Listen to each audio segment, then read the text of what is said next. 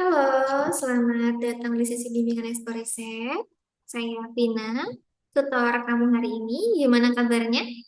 Udah ada ide untuk topik skripsi belum? Hai Kak, Alhamdulillah baik. Iya, saya pengen angkat tema obesitas pada remaja. Soalnya kan kelihatannya makin banyak ya sekarang. Tapi masih bingung mau mulai dari mana gitu. Oke, bagus banget ya. Jadi memang obesitas ini sesuai dengan apa yang Mas paparkan ya, bahwa ternyata banyak kasus obesitas pada remaja. Saya mau Ya, topiknya mungkin saya adalah pencegahan obesitas pada remaja. Sebelumnya, kita bahas tentang ide atau isu gizi terkini terkait obesitas. Jadi oke. di dunia itu menurut WHO tahun 2022 prevalensi obesitas pada remaja itu sekitar 8% atau 160 juta anak atau remaja. Dan total gabungan obesitas dan itu sekitar 20% atau dua kali lipatnya sekitar 90 juta. Dan secara jenis kelaminnya, ternyata di dunia itu laki-laki lebih banyak mengalami obesitas 9,3% dibanding perempuan itu 6,9%, di mana kenaikannya tiga kali lipat dari tahun-tahun sebelumnya. Nah, di Indonesia, menurut XKI tahun 2023, penduduk di usia 18 tahun itu meningkat yang obesitasnya dari 21,8% jadi 23%. Dan itu yang mengalami obesitas yang terbanyak itu sekitar 36,8% secara nasional se-Indonesia. Tuh. Nah, dari situ kan ada penyebabnya ya. Yang paling kita tahu itu ada dua, yaitu karena pola makannya yang tinggi kalori atau makan junk food berpenyedap dan juga kurang aktif fisik atau aktivitasnya rendah. Ya. Iya Kak, jadi saya juga sering lihat ya banyak teman yang sering ngemil junk food gitu. Cuman mereka kurang aktivitas fisik. Jadi saya ingin skripsi saya bisa kasih solusi praktis gitu. Oke, karena memang betul sekali ya. Jadi kalau gitu bisa fokus nih ke intervensi gaya hidup ya. Jadi kayak kamu bisa mengatur pola makan, atau fisik responden kamu. Nah, kita buat tipsnya itu berbasis pendidikan gizi dan perubahan perilaku. Apa kamu Oh, setuju? bagus. Setuju Kak, bagus ini.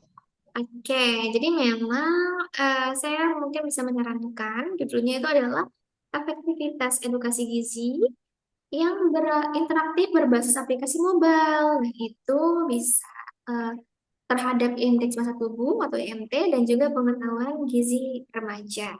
Apa sih yang mendasari saya Wah, menyarankan kamu nih? Kita. ya, ya, menarik ya. Iya.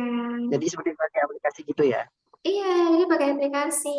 Nah, kita udah tahu ya, kalau kita tuh sering menemukan sekarang itu orang tuh pada malas nih baca buku, balas ngeliat-ngeliat tulisan. Ya, Jadi lebih senangnya kayak ngeliat ya, betul sekali. sosmed, nah, kayak Hmm. TikTok, Instagram, Thread, bahkan WA juga ada sekarang channelnya.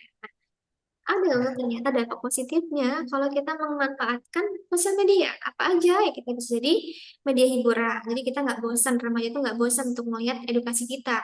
Kemudian bisa informasi dengan mudah karena hanya dengan akses internet dan handphone kita bisa mengakses semua informasi terkait edukasi gizi. Kemudian kita bisa menambah saudara atau silaturahmi. Kemudian bisa juga mengasah skill entrepreneurship kita. Nah, selanjutnya nih, untuk metode kira-kira kamu bisa gunakan ya.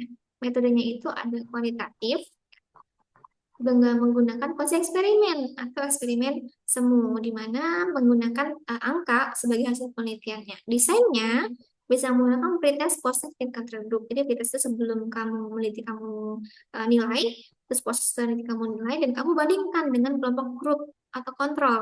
Jadi kelompok Hmm, banding. Ada dua ya kelompoknya. berarti ada dua kelompok gitu ya. Iya, ada dua, ada intervensi dan juga kontrol. Nanti kamu bisa milih. Kontrol.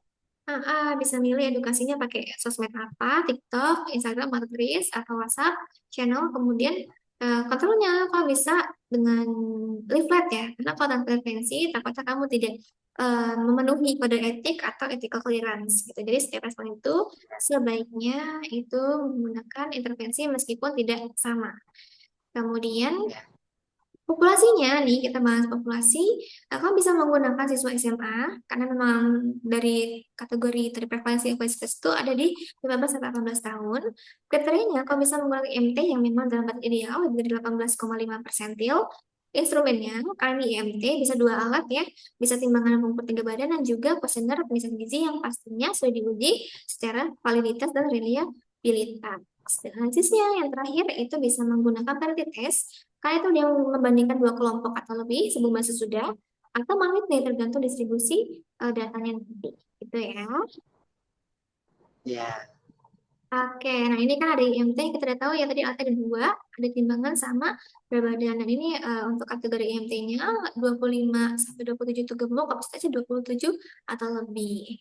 Nah, oh untuk iya, mendukung kamu nanti meneliti itu, saya menggunakan dua jurnal. Yang pertama tentang pengaruh edukasi gizi dengan e-modul terhadap pengetahuan sikap dan perilaku gizi remaja overweight dan obesitas. Dan ternyata hasilnya terlihat ada perubahan yang signifikan.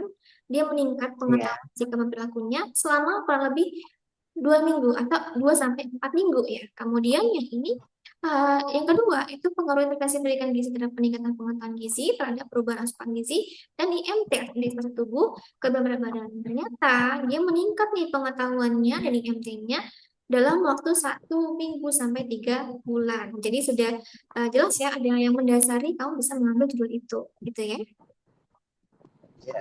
Oke, nah ini untuk referensinya kamu bisa lihat dari jurnal tahun 2023 dan 2022. Dan mungkin kamu ada yang mau disampaikan gitu dari apa yang sudah saya sampaikan. Kami tanggapi. Ya, keren banget Kak. Jadi sekarang saya punya arah yang jelas ya sekarang. Jadi sebelumnya belum punya arah yang jelas, sekarang saya udah punya arah yang jelas. Nah, yaitu dengan edukasi gizi pakai HP dan fokus ke remaja. Itu memang kok cocok ya untuk sekarang. Jadi terima kasih ya Kak. Sekarang udah Oke, jelas. terima kasih juga ya. Jadi memang penting banget eh, dari penelitian kamu tuh berdasarkan evidence base ya. Karena memang sekarang itu semuanya keilmuan tuh ada dasarnya dan juga berdasarkan relevansi. Apakah di lapangan itu terjadi kejadian obesitas gitu. Dan ini Switch itu kan bukan cuma kewajiban akademik ya. Jadi kamu itu tidak hanya memberikan kontribusi di kampus kamu, tapi juga kepada masyarakat sekitar. Nanti kalau udah mau nyusun proposal, bisa kita konsultasi lagi di pertemuan selanjutnya. Ya, Oke, untuk penutup, ada satu kalimat yang mungkin bisa menjadi motivasi kamu, bahwasanya tips yang baik itu bukan hanya selesai, bukan hanya kamu selesaikan, tapi juga berdampak pada masyarakat sekitar, bangsa, dan juga negara. Terima kasih sebelumnya. Mohon maaf ya, bila Kak. kesalahan. Saya akhiri ya. Selamat sore. Selamat sore Kak. Terima kasih banyak. Oke.